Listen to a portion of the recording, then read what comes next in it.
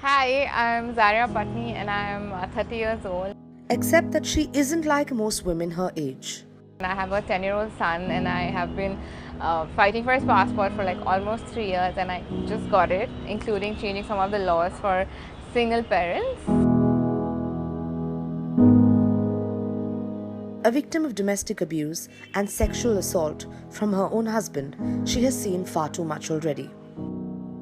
We lived in the same building and we were like family friends. He told me that his parents are going to send a rishta for me, and I'm like, for what? I'm so small. That was like my initial reaction. And drama went on for 8 months between my parents saying, please think about it, and his parents being like, no, our son is so amazing and he's so good and he's so nice and he's so well set, and how will you find a boy like that? So anyways, we got married. On the reception day, actually, all my friends had come because it was like the first marriage in our entire batch. I had called my entire batch and they all came, and then suddenly on stage he goes like, who are all these random people, like who are all these girls you've invited? And I'm like, they're all my friends. How do you not remember? Because they were there for the mehendi.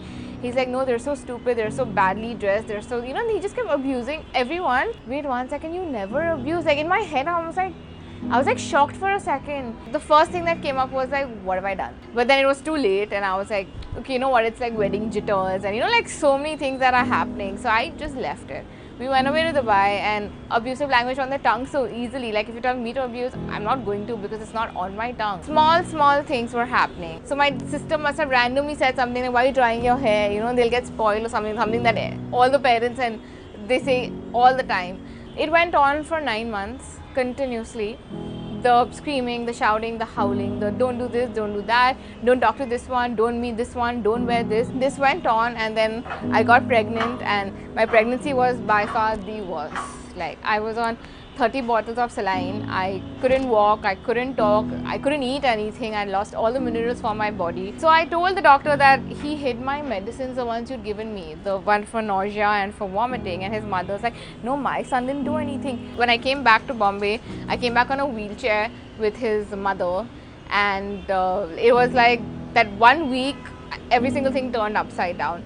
But it was her weakest moment that fueled her to make a decision that would bring her to her strongest. He sent such ridiculous messages, like they're hard to even think about anymore. Just reading that message, I'm like, how does one talk to his wife like that? I made my mind up that day that I'm never going back. No matter what happens, if I have to live on the streets and beg and not be able to feed my child, I don't even know if my child's going to be with me or not, I'm not going back to this man. And that was final from my part. The journey, however, was arduous. How are you going to support a child? So the judge very clearly told him and his lawyers that it doesn't matter from where she comes from. Whether she's rich or she's poor, she's a queen of some country, you still have to provide for her and the child. It's her right. Till she gets married to somebody else, you still have to provide. And it's been, this happened in 2014, and it's been almost for 3 years. He has not paid a single penny to me. It's like other people have benefited from this new law, but I haven't, which is fine. It's okay, because now the fight is not with me, it's with Muhammad. And after 11 long years, she finally got her son's passport.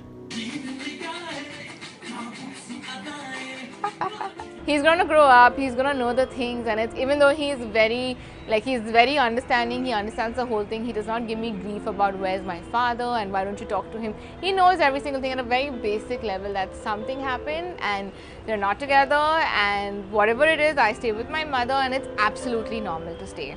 So the message I would want to give all the women in our country initially actually would be that from the time that we were born, the only thing that we actually hear all the time is, when are you getting married? Have you prepared for your marriage? What kind of boy you want? What kind of marriage you want? Family. The only pressure is marriage. It's like the time that you came out from your mother's womb, everyone has decided about the marriage.